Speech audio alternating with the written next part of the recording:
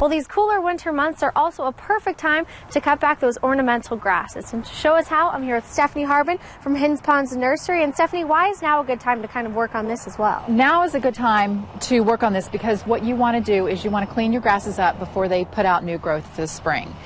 It's a good idea to leave them, like we've got this one, it's still pretty beautiful. I mean, I know it's brown because it is dormant, but we still have some texture and some movement in the garden when the wind blows. We still have the fronds. And if we had snow, these would collect the snow and we'd be beautiful. Thank goodness we don't have snow. But anyway, now is a good time.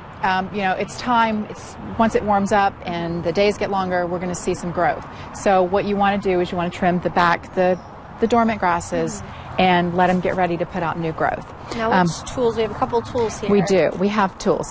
We have a hedge trimmer on a pole because we are a landscape company and we have those kind of tools. Your average homeowner would probably have just a pair of hand hedge trimmers, which works fabulous. If the grass is not terribly big, you can just use a long pair of shears. Just, get your muscles into it once again. I also want to talk about some other types of grasses that are evergreen. This is a breeze grass and it's evergreen as long as we don't have very severe winter. If we have a winter so far like we've had, we're fine. It'll stay green all winter and you don't really have to trim these back because they still look fine.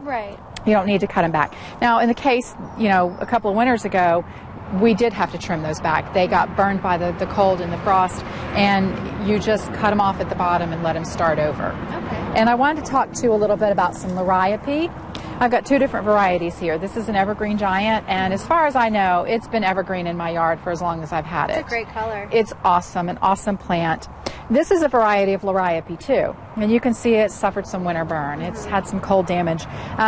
Probably the easiest way to trim these back is just run them over with a lawnmower. I mean, if they're in an area where you can get the lawnmower to them, they're fine with that. And then it'll put out new shoots next year. If you can't get the lawnmower to them, which is kind of extreme, I know, then you use your hand pruners or your loppers down there. Now, how far should you cut? You said that one you can really just cut to the ground almost. How far should you cut back some of the other ones? You want to get them back down pretty far. It just kind of depends on the size of the grass itself. It's going to be a lot harder to take a large clump of grass all the way down to the ground, but a lot easier to take a smaller clump down. So it kind of depends on the size of the plant that you're working with.